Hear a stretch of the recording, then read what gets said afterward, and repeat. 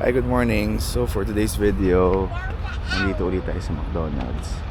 Hatid ko si Jamie. Pero very special lang kasi kasama natin itong mga chikiting. Excited na sila. Actually kahapon sabi ko na matulog sila maaga dahil mag-breakfast kasi sa McDonald's.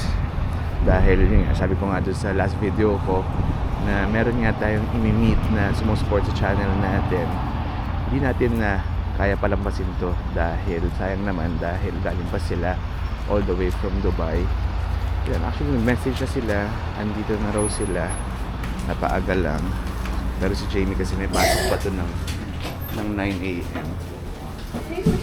Yan, medyo puno, no? Ayun. Yan, hi.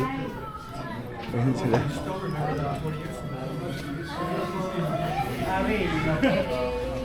Hi.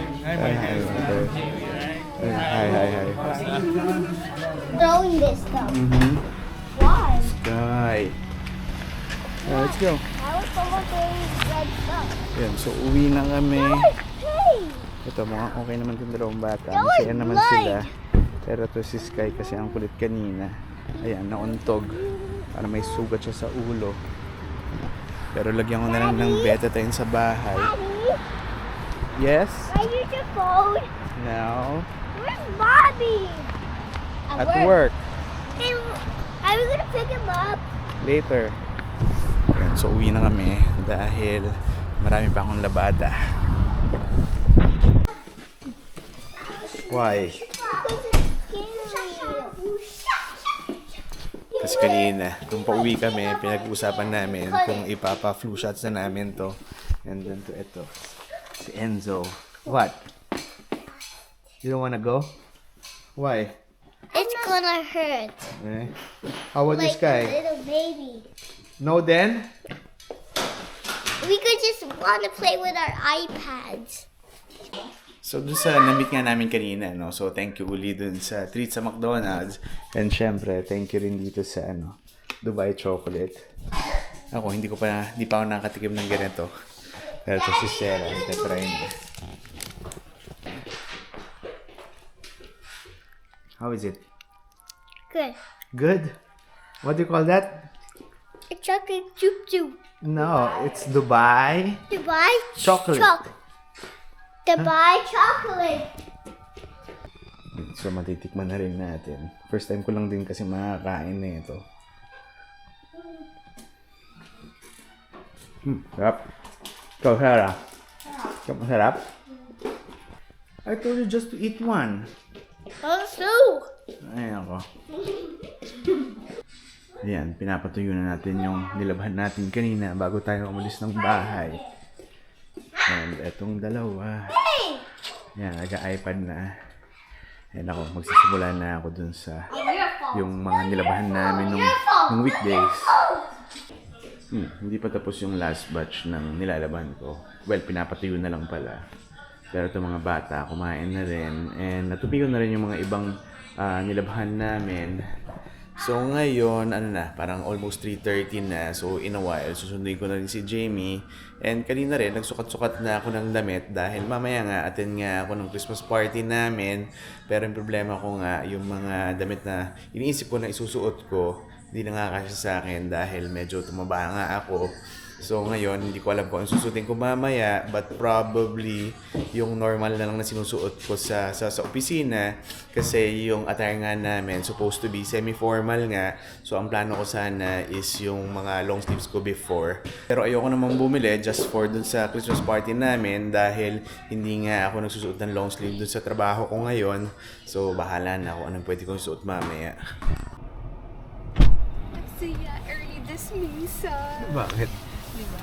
Kasi malamig daw. Hindi, joke. Ganon. Wala masyadong tao kaya. Yay! Early dismissal kami. Parang school lang. Parang nawindahin. Okay, bye! Why? You're not happy to see me? I thought there was something coming. Hi! What happened? I heard what happened to you. Are you okay? Oh, what happened to you? So Sky falls down. I'm telling you. Hey, I was moving and hey, I'm telling you. I was my chair, and then I slip and break my head. Oh no. Did you cry? Yeah, You cried? in here. Was it ouchy? Yeah, don't cut my hair. Grabe naman. Were there blood? Yun, kasi kanina nga, nauntog nga si Sky nung kumakain kami sa McDonald's. Kaya yung kinikwento niya sa nanay niya. I just saw. Ayan, medyo malilate na ako dahil nakatulog ako. Pero ito na nga lang yung nakayanan. Wala, naka-jeans na lang ako. Then naka-polo shirt. Tapos dilaan ko na lang sa jacket dahil wala talaga akong pang semi-formal. Thank you again, Ina, dun sa mga pa-t-shirt. Like, subscribe, in a nutshell. Ayun, so, itong asawa ko, update lang. Mahirap pala magkaroon ng asawa na sa sales, no? Naman. Hindi, dahil roller coaster yung emotions nito eh. Like last week, halos iyakan na ako nito. Dahil nasa-stress na daw siya sa ginagawa niya. Pero kanina naman, pagkasing luwa sa kanya, sobrang saya naman niya. Bakit? Kasi, wala, masaya lang ngayong araw na to. Siguro wins lang kasi yung na-experience ko today. Tapos very light lang naman yung load for today. Kaya siguro ganun. Yan, hindi. Tsaka naman materialize na yung mga pinaghirapan mo nung Yung mga iniyak previous ko. days. So, yung mga iniyakan mo.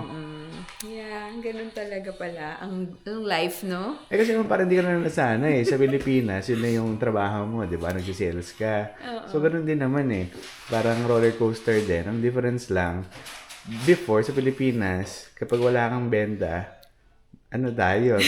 Gutom din tayo dahil wala kang income. Pero this time around, at least, kahit na medyo meron ka ng fixed income.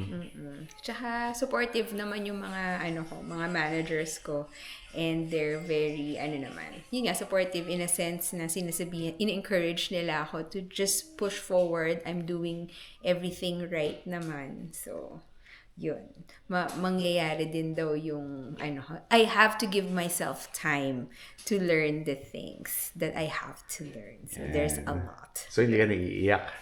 Hindi ko alam. Pero may mga, yun, siguro, sana hindi na. Ngayon, mas ka na siya.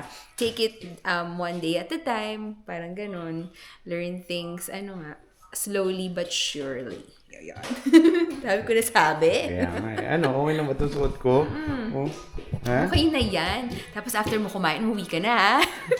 Parang gano'n na nga. Well, tingnan natin kung ano yung program mamaya. Pero kung wala, kung kain lang, siguro after, uwi na ako. Okay. Yan. Baka malate pa ako. Yun. Pero at least malapit lang siya. Parang 20 minutes drive lang siya. Okay. Enjoy! Bye! Bye-bye. Ito. Merong intermission eh. Okay.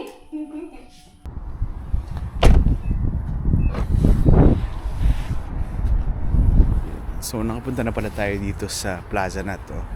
Dahil hindi ko nga alam na dito pala yung Christmas party namin. Nung first time na nakapunta ako dito, kasama ko nga yung mga ka-life group ko. So, before, diyan kami kumain sa may chain smoker.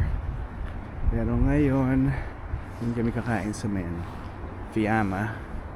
Yun, medyo malayo lang yung pinarkingan ko dun pa.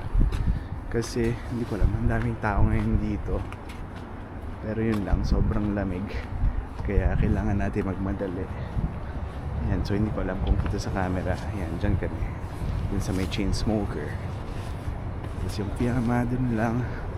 Parang ilang restaurants away. So mukhang hindi naman tayo underdress dahil yung mga ibang kasama ko nakita ko na kanina doon sa may parking.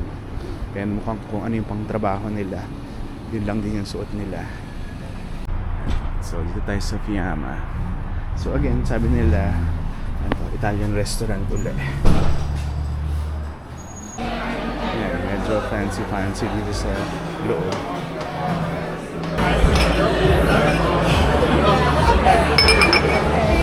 White. It has to be white wine. Well, in fairness, masarap yung pagkain dito.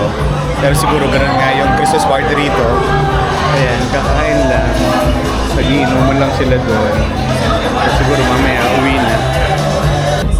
Ito yung isang food. Siyempre, hindi ko rin kilala to. Pero titikman na lang natin. And I think after this one, last na, yung steak na lang. You want some of that? You want some of that? Yun, so nagsusnow na naman pala. Yan, inabot na ako. Mag-11 PM na. Yun, masarap naman yung mga food. Pero parang I think, ganun na talaga yung Christmas party dito or sa company lang namin. Na yun, hindi katulad doon sa Pilipinas. Ibang-iba talaga yung mga Christmas celebration doon. Parang dito, more of parang kwentuhan. And then after that, kainan. And then dito, meron drinks. And then nag-hire din sila ng DJ. So ngayon, nagsasayawan sila. Pero after a while, siguro uwi na rin lahat ng tao. So ako, medyo inaantok na dahil kanina nga medyo maaga pa kami nagising together ng mga bata. Pero at least, ayun, busog. Dahil hindi nga ako kumain nung pumunta ako dito. Dahil alam ko nga na, yun, medyo maraming pagkain. Ito, dito na tayo sa kotse. And then pag uwi, siguro matulog na rin ako dahil tomorrow nga mag-church pa kami. Yun, so siguro hanggang dito na muna ulit. So again, thank you for watching and I'll see you in the next video. Bye!